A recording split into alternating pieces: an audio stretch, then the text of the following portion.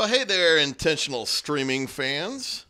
Welcome to another Wednesday podcast, live podcast, with my co-host Jarvis. Hey, everybody. Good to be here on another wonderful Wednesday. And myself, Flip. We're definitely going to have a barn burner of a show, aren't we, Jarvis? Burn the whole thing down. Whatever that means. Whatever that means. Yep. So, couple of things right off the bat. We'll just throw out, you can always get a hold of us on Twitter at INTStreamPod, or chuck us an email at intentionalstreaming@gmail.com. You could always get a hold of Jarvis at 308. Hey, no. Like I actually would know somebody's phone number. People still know phone numbers I nowadays? don't know. I don't even know my own mom, so maybe some people do. So there was an opportunity for a mom joke that I just did oh boy, take advantage of, and yeah, you're welcome for that. We'll skip the mom joke there, won't we? So tonight we got an action-packed show.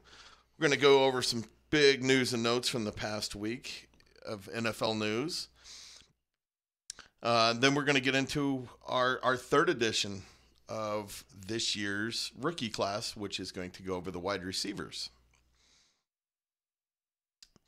So let's hop right into the news and notes. You want to start us off, Jarvis? Yeah, so first thing, a note that I saw this week was the Cincinnati Bengals running back Mark Walton was arrested in Miami on Friday afternoon and charged with one count of misdemeanor battery. Apparently, an argument between him and a woman started when his car was blocking the entrance of a building's parking garage. Things got a little physical when Walton snatched the woman's phone out of her hands while she was recording him, and then a tussle ensued. And then when she attempted to get back the phone, that's when everything kind of went haywire. So the Bengals are aware of the situation and are currently gathering facts of what happened. It doesn't sound like things got too out of control, but again, another situation where you just got to be smarter, especially when it comes to altercations with women. Exactly. And any real fantasy implications here. Now, they might be moving on from Gio Bernard, so. Yeah, that would be the only thing I could see. You know, he doesn't. No, not a lot of fantasy implications immediately anyway. This one goes out to our buddies in a league, Mike and JJ. Cowboys declined the option on Terrence Williams, making him an unrestricted free agent. He gone. This is a guy who definitely has talent and has absolutely never lived up to it. Absolutely. I couldn't have said it any better.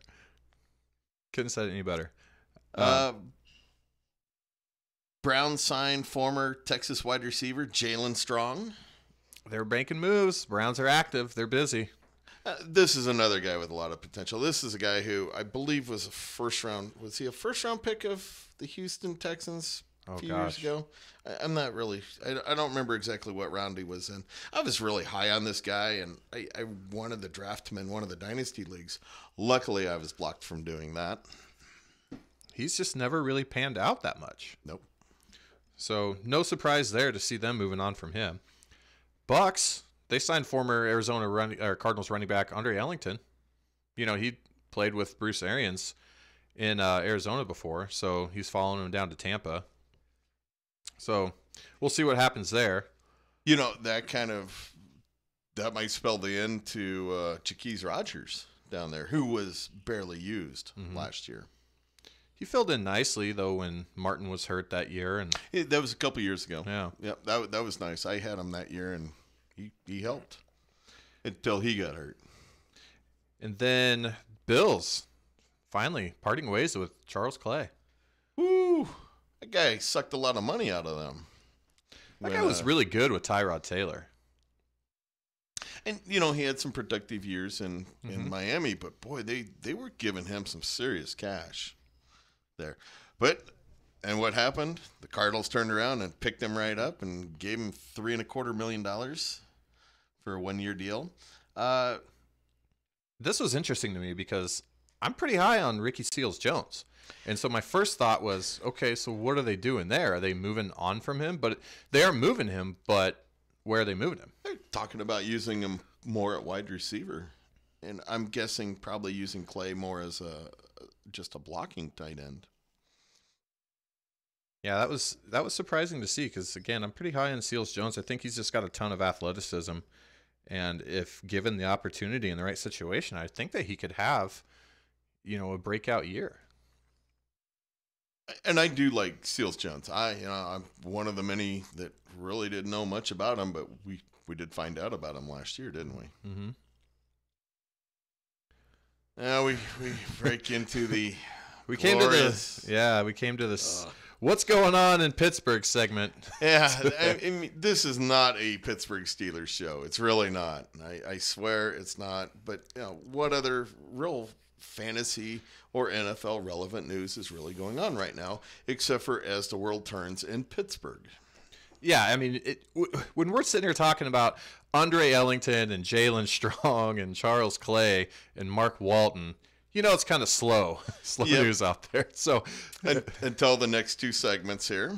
Yeah, absolutely. So, all right, Flip, let's get into it with the Steelers update. So, after today's GM meeting with reporters, they said that there is not going to be a tag on Le'Veon Bell, that he is now officially going to become a free agent at last. Woo! He's thrilled. He's free. He's free. He posted that on Twitter. Fat, apparently. Well, according to the New York Daily News, it could very well be trying to drive down his price. Could be.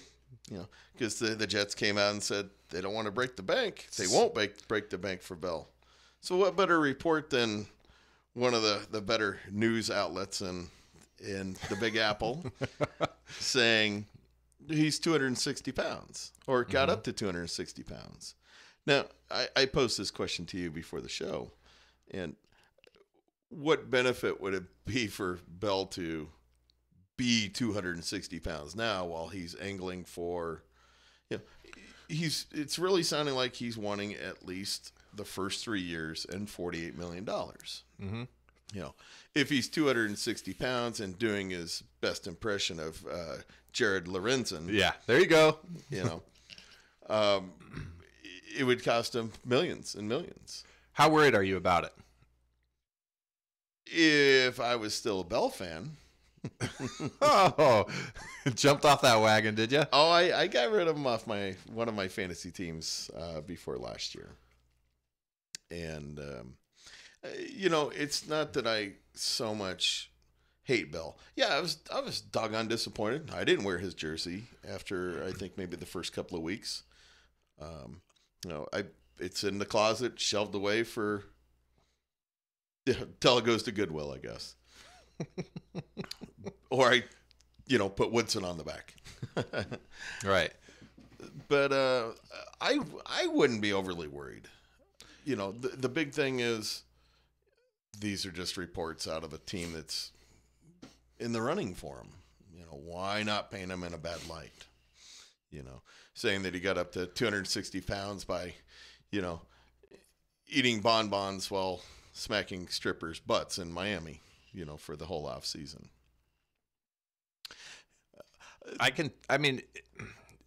I'm not super worried about it. No, you have him. It is a little bit alarming. And so for folks out there that may have made a move and bought him high or brought him on their dynasty team, or they have him and they're looking to shop him, he's wanting all that guaranteed money. He feels he's deserving of that guaranteed money. Like the other running backs in the league are getting. Right. And if he's got a price tag somewhere in the way of $48 million, well, I can personally think of 48 million reasons why he's going to want to get off the couch and get his butt back into shape. Exactly. So for that amount of money, I don't see it being an issue. Who knows? Though. We'll definitely find out. I mean, he's never had 4.3 speed. No. He's never been. He's not a burner running back. No. And that's where a lot of people, Steeler fans included, that I interact with on a daily basis, because of my writing. They talk about he doesn't have breakaway speed anymore. No, he's never had it. breakaway speed. No. You know, this is a guy that's not going to run for 70 yards. He's not going to outrun anybody. You know, he's your typical guy that's going to rip off the 9-yard chunks, grab some yardage via the pass. You know, I don't think his value. If I had him on a dynasty team, I got rid of him last year. Mainly, I was kind of mad at him, but that doesn't necessarily influence my look on him. You know, the thing was he had all this wear and tear on him. I was okay moving on. I thought I got a good deal out of it, and that's the only reason why I moved on from Bell. Mm-hmm. You know, should we head to the next drama-filled section? So Antonio Brown wants that guaranteed money. Another Steeler winning guaranteed money. How strange. Yeah, so I don't know what that looks like as far as what number. I mean, I think we're still far away from that. But he came out and he put out a tweet saying something along the lines like, hey, if your team has, guaranteed money and are in need of a wide receiver or whatever, tell him to call me. Well, and see, I'm not even really sure what he means by that. You know, the thing is when you get guaranteed money, that usually comes in the form of a signing bonus. Well, he just got a big signing bonus a few years ago with the Steelers. And the Steelers are going to eat $21 million of his guaranteed money and save a whopping $1 million against the cap this year by trading him away. Or, I don't think releasing him is on the table, but will him wanting a restructured contract? He's got 3 years left on his contract with no guaranteed money in it. Will he be wanting a reworked contract before, when they start working out a trade with another team? Will the other team say, okay, we want to talk to Brown, and it's going to be a trade and sign type of a thing. Okay, so you just have two superstars on the same team leaving basically in the same year, looking for that guaranteed money. If you're an owner of all the other franchises out there, it doesn't matter which one it is. If you're an owner of a franchise and you've got some superstars on your teams and their contracts are starting to come to an end, are you worried? Is this going to be a trend in the future with these big name guys demanding guaranteed money in the NFL? I think it's a trend that's already here in full bloom. I mean, is this the way these contracts are going to be worked in the future? Yeah. And do you think that's a positive or a negative? I've got my opinion on it. That's a tough call. I think really since 2011 when they redid the CBA that it started pushing more and more money into the guaranteed contracts. We saw some of that, like running back wise, we saw some of that with Chris Johnson and Adrian Peterson. But, we've always seen it in the quarterbacks. You don't see a quarterback signing a contract for $10 million guaranteed. I mean, these guys are getting $40 million guaranteed on a $70-80 million deal. Excuse me. But, Khalil Mack just signed a massive, massive contract with oodles and oodles of guaranteed money. Julio Jones got a large percentage of his last contract. Kirk Cousins. Yeah.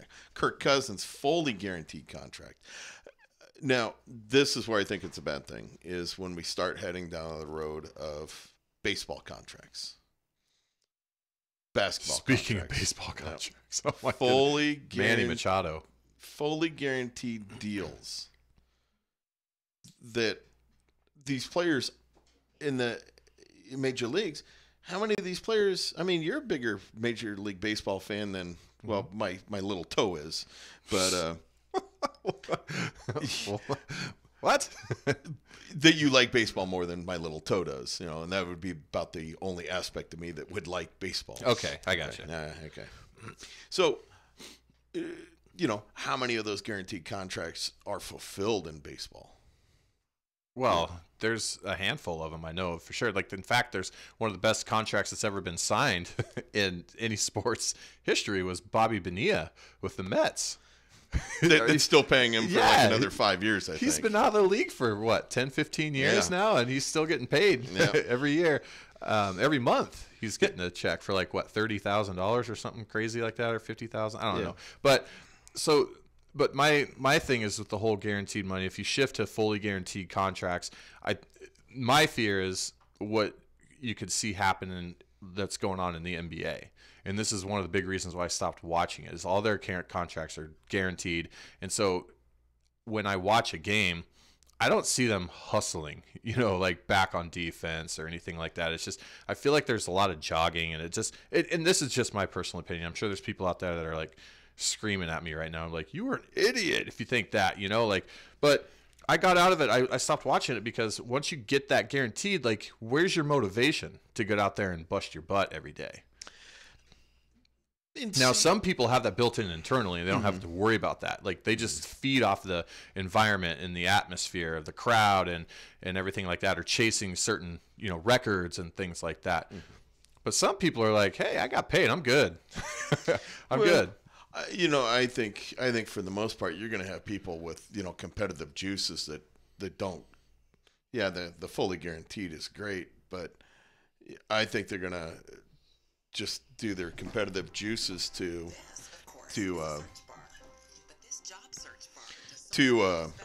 sorry about that, to earn their fully guaranteed money, that's in their contract.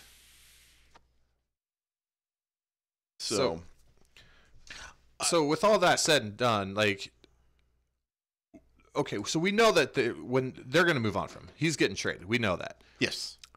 They've come out and said that they're not particularly interested in trading him to the Patriots or basically any other AFC North team, which makes sense.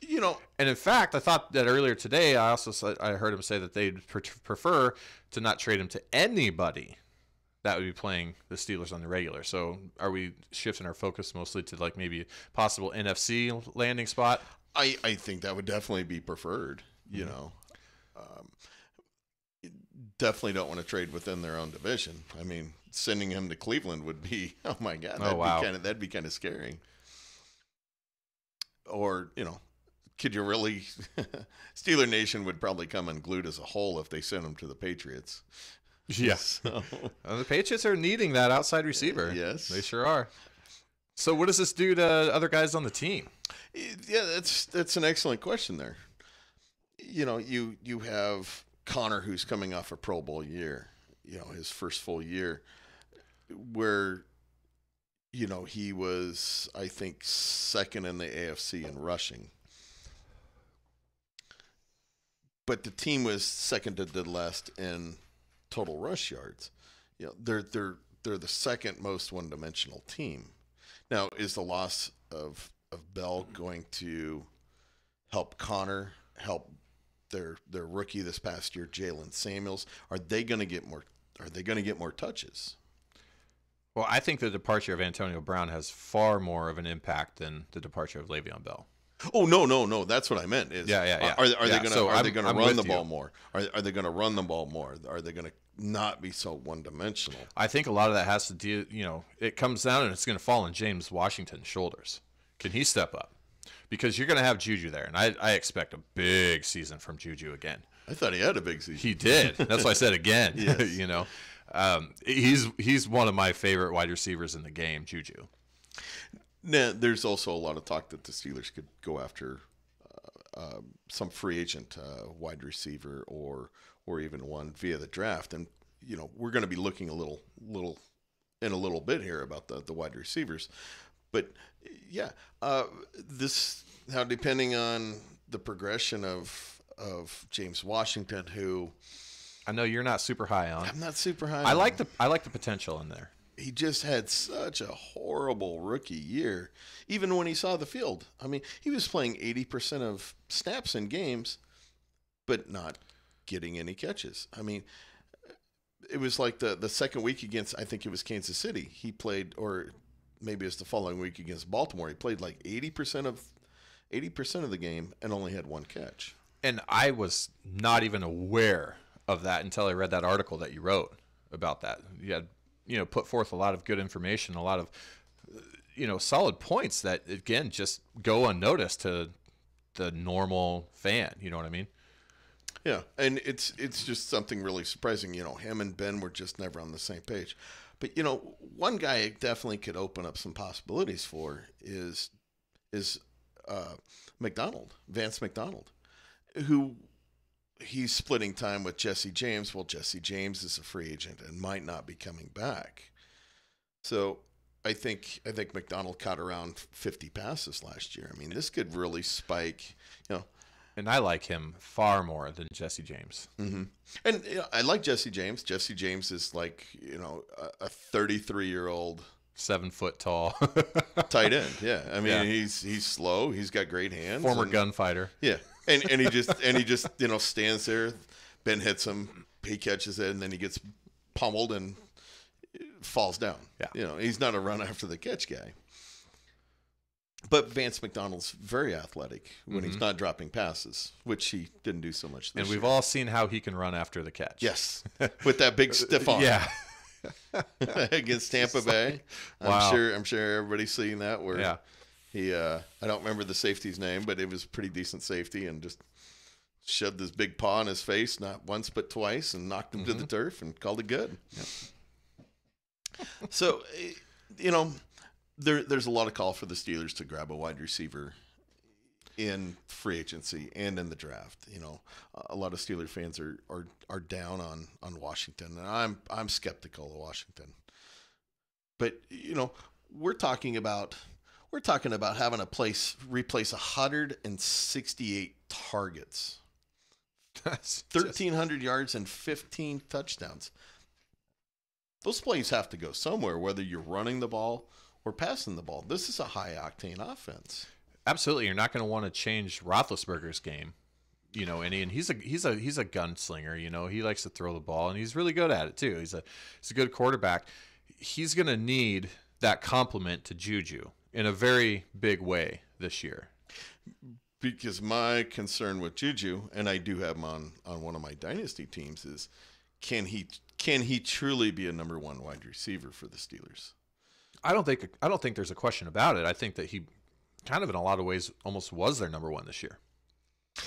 But he wasn't seeing the double teams that AB and that's the thing.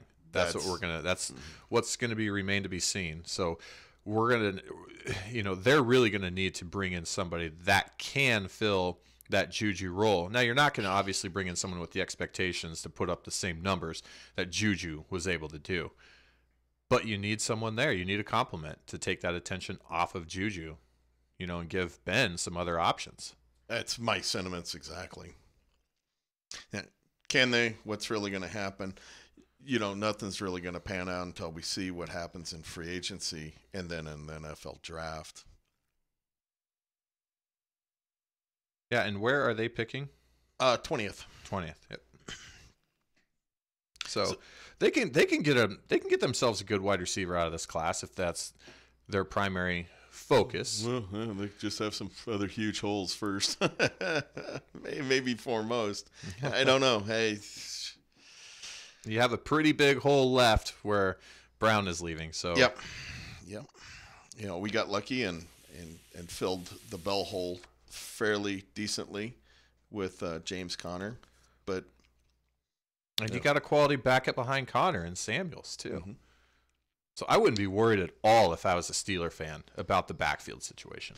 I think you got that pretty much locked down.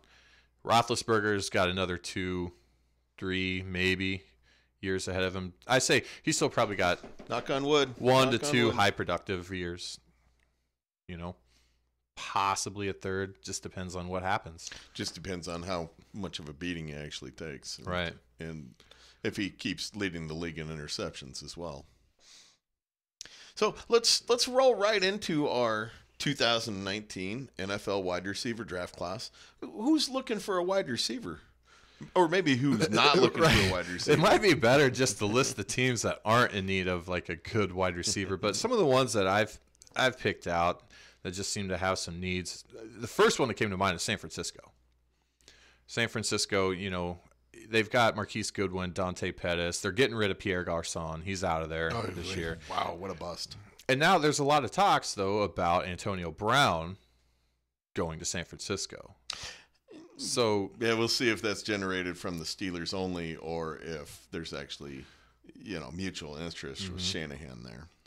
Arizona Cardinals, it's another one I feel that they could use to bolster that wide receiver core. They got an aging Larry Fitzgerald. Christian Kirk showed some flashes this year, but other than that, there's really not a lot to get super excited about. You just have Larry there in the twilight of his career, and and the Raiders.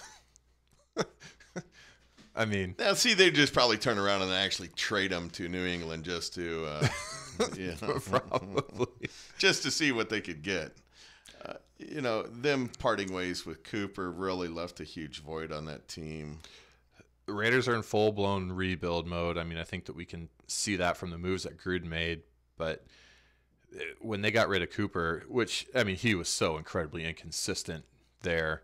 He goes to Dallas, and he's just like all of a sudden. And he just lit it up. Yeah. So, we had all, as fantasy fans and fantasy players, have all gotten tired of, okay, which Amari Cooper are we getting this week? Especially if you're trying to play him in daily. It was so frustrating. And then he goes to Dallas and is like, okay, well, this guy actually is pretty good. They just weren't using him in Oakland properly at all. So Raiders are definitely another team. Another one to think about, Seahawks. You got an aging Doug Baldwin. It seems to be hurt all the time. Their number one wide receiver this year is Tyler Lockett. Now you have the emergence of David Moore. Pretty good, he's had a pretty good solid year, but they don't have that solidified number one wide receiver. No. Could be a potential landing spot for an Antonio Brown. Getting the ball, chucked at him from Russell Wilson, who's an extremely accurate quarterback. Likes to throw on the run, extend some plays. So we'll see there. Washington Redskins, another one too. The Redskins, they have that big glaring hole at quarterback right now that they're going to have to fill.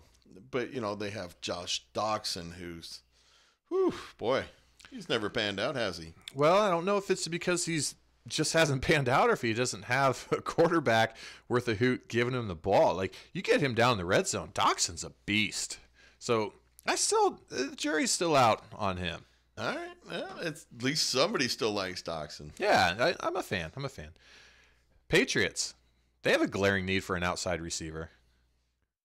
Antonio Brown, we know that he's not going there. No, he's definitely not going They may be targeting someone in the draft. Eagles, what do you think? I'm not sure what they're they're sitting on Alshon Jeffries, Golden Tate, but he is a free agent, and because I thought that was a 1 year, wasn't it? Yes. Mm-hmm. And then they had Aguilar. Aguilar and was it Matt Collins? Matt Collins got hurt early in the year, I think. Yeah. So they do have some weapons. And then moving on, like Cowboys. I mean, they got Amari Cooper. We know that. They're moving on from Terrence Williams. They do have Michael Gallup. Yeah. But definitely could use another wide receiver there. And that's the thing is, like, they've got their number one. They just need that complement, which is why we're talking about him here in this episode.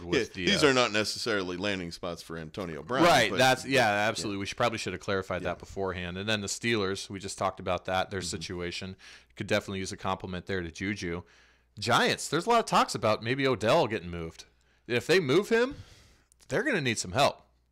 They have Sterling Shepard, who he's an okay complementary wide receiver. He's more of a slot guy, though, right? Mm-hmm.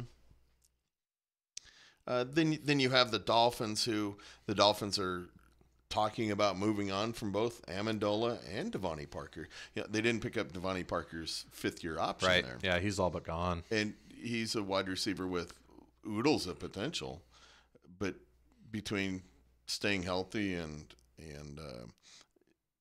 lapses of productivity is on his way out. And then this team it just seems to always be in glaring need of a wide receiver, but I just don't think that if you're one of these guys coming out of the draft, you would want to go to this franchise right now. But we got Baltimore Ravens, Flip. I mean, they need a wide receiver. They need a good quality wide receiver. But if you're a wide receiver, would you get excited about going there in a team that you know is going to be a run-heavy offense? Well, I think John Brown sat there on a one-year prove-it deal, and he did well. And he did well, yeah. And I think he, will prove it somewhere else. And once out of Baltimore in their 2,000-yard season of passing, with it's a run-heavy first team, run first team there. Now, if you're a slot receiver there, yeah, you could probably make some hay. Crabtree. Well, they just kind of grab some guys that kind of like towards the end of their careers. They grabbed Steve Smith, who he had a couple of productive years, but he never had 1,000 yards there. Crabtree's kind of washed up. Was he washed up before there? He had a good year in Oakland before he went there. Mm-hmm. And Perryman, I don't think Perryman. He's never panned out. No, he's not there anymore, is he? You're probably right. He went somewhere, and I can't remember where it was at. But the Lions got Kenny Golladay. He's on the rise. Showed some promise. The departure of Golden Tate. So you got him and Marvin Jones, but Marvin Jones coming off another injury. Yeah, so we'll see what happens there. So that could be a potential landing spot for one of these guys that we're about to mention. Is Golladay, does he have the potential to even be a number one wide receiver? Do they need a number one wide receiver? For the annually underperforming, underachiever Matt Stafford. The Jets, dumpster fire wide receivers. They got a whole bunch of really good, possibly number two. I mean, they have Robbie Anderson, who I think is on his final year there. But I mean, they have Javon Curse. They got Enuma. I know I'm missing somebody as well. But they need a big name guy. They do. Whether it be Lev Bell is a topic of discussion for the Jets to go after, but they need a big name guy, to help Darnold progress. Yeah, absolutely. So that could be a spot for either, those two guys, but we'll see. And then the Bills. They got, Zay Jones had a bit of a breakout year, if you want to call it that. It all started to happen towards the latter part of the year, but still pretty productive, especially when Josh Allen was in there. Well, I'm pretty sure it won't be Kelvin Benjamin, right? No. That's a guy whose career has just burst into flames. But Buffalo with Allen, being a big strong arm guy. Will they want to continue to try to run the ball? Buffalo's not the easiest place to throw the ball in the NFL. No. So, yeah, I mean, those are just some of the teams that came to mind right away of some in need teams of these potential, landing spots of some of these guys we're about to talk about. These wide receivers coming out in this year's class. So, Flip, what do you think? You got some guys in mind that you want to talk about? Well, let's. You want to hit Marquise Brown right off the bat? Marquise Brown, 5'10", 160-pound junior out of Oklahoma. Little guy, cousin of Antonio Brown. Yeah. So, if that's a help or a hurt at this point, I'm not sure. But now let us. We should have pointed out at the beginning. These are in no particular order. Correct. We're just going to throw out some guys here. And then I also have a few mock drafts and where they were actually taken that I'll hit that at the end of each wide receiver. So, Brown, slender guy. He's got some home run potential. He's a deep threat with the speed to burn. Some people have him comped out being very similar to like a Deshaun Jackson. Really little, skinny. Little guy. Maybe taller than Deshaun. I'm not sure if Deshaun's 5'10" or not. So in 2018, Marquise Brown totaled 75 receptions, 1,318 yards, and 10 touchdowns. So there's really no doubt that Brown is explosive, has devastating speed, and makes him a threat to score on any touch of the football. Adam Schefter reports Oklahoma wide receiver Marquise Brown underwent surgery to repair a Liz Frank injury on January 8th. That's a big knock. Foot injury. Well, and it was not a break because he's expected to be ready, I believe, sometime during the summer. I know he's going to miss the combine. He'll miss the combine and pro day. Yep. But he should be back and ready to rock, so a guy to keep your eye on. Now, where this guy, boy, his size really does hurt him in the NFL. It's just if he was 5'10", 180, we wouldn't be having that discussion. But being, 5'10", 160, that's a big difference. Now, what I did was I looked through a few mock drafts, and Walter Football has him at 40th. Let's see. Draft Tech has him at 43rd. Both second-round picks. Fantasy Pros has him at 51. And the impressive, the Draft Wire, which I don't think I'd heard of until today, has him at 62nd.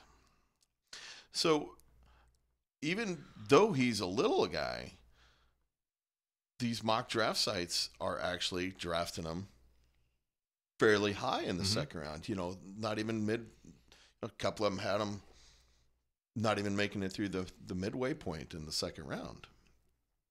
Yeah, so you could definitely put him in the slot, and these little guys like that, they're going to get drafted and they're going to make their hay on the fact that they're fast, they're elusive, and whether or not they're those type of guys that when they catch the ball and run with it, they have that ability to really not take a hit. They have a way to get tackled but not get blown up, and that will help prolong their career if they can avoid those big collisions and those, because you got guys that run hard but they run out of control. Like Thomas Rawls is a great example of that. Every time he got the ball, he was just running with reckless abandon and running hard, but he was running careless. So these little guys have to rely on the ability to avoid the big hit. Now, I am a little worried about this guy coming, running like a shallow cross over the middle and just getting lampooned by a 260-pound linebacker. Which could absolutely happen. Yeah, when you're giving up 100 pounds and you get hit by a linebacker, running a 4.5 or 4.6 on his own, bad things could happen to the little guy. Yeah, you're not going to win that fight. And we'll see how much he actually drops in the NFL draft because of the surgery. Now, the big draft favorite for a lot of these sites was DK Metcalf. My personal favorite. 6'4", 230 pound, redshirt sophomore out of Ole Miss. One of the